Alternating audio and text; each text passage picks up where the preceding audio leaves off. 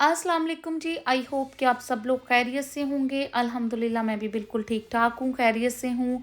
आज मैं सेंसबरीज फिर रही थी और देखें जी सीरावी की यहाँ कितनी अच्छी कलेक्शन आ चुकी है। सीरावी की नई प्रोडक्ट्स भी आ चुकी हैं, इनका माइसेलर वाटर भी आ चुका है और इनके जो फेस वॉशेस हैं वो भी अब काफ़ी उनकी भी रेंज जो है ज़्यादा हो चुकी है। तो मैं आई थी सेंसबरीज और मैंने इधर लेना था गार्नियर का 3 in 1 फेस वॉश, लेकिन यहाँ वो वाला फेस वॉश नहीं पड़ा था, यहाँ क्ले वाला पड़ा था।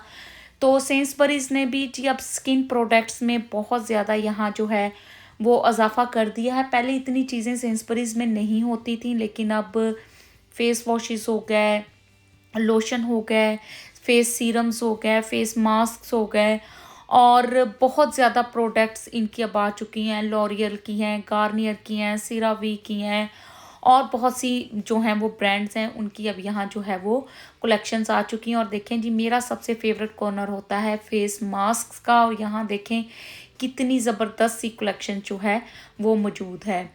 तो सिंपल की प्रोडक्ट्स भी आजकल बहुत अच्छी हैं। इनका जो फेस वॉश है वो भी बहुत अच्छा है, स्पेशली अगर आपकी स्किन पर पिंपल्स वगैरह हैं।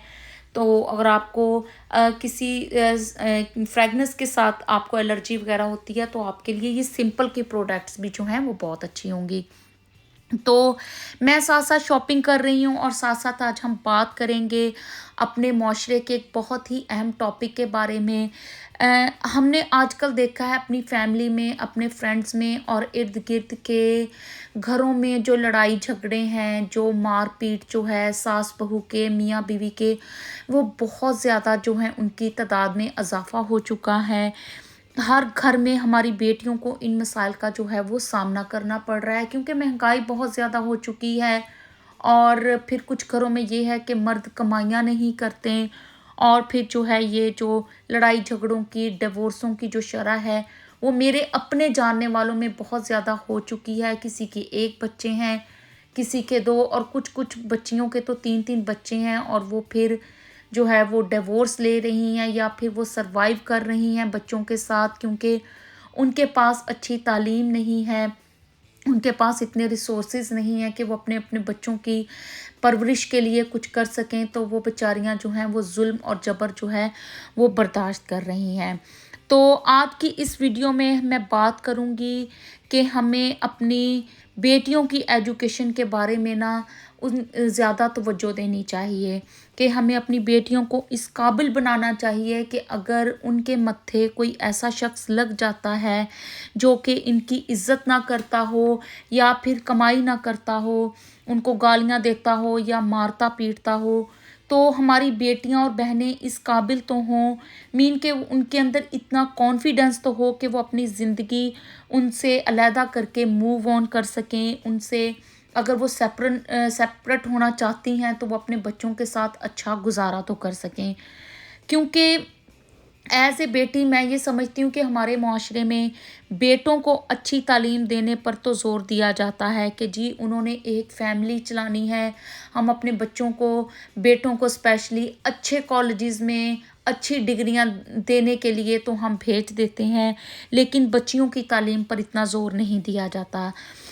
तो आपने देखा होगा कि बहुत से घरों में वो बच्चियां जिनके पास अच्छी तालीम नहीं होती, नौकरियां नहीं होती, तो वो फिर ससुराल के और शौहर के मारपीट, जुल्म और जबर जो है वो बर्दाश्त करती हैं क्योंकि उनकी रीज़न होती है बच्चे।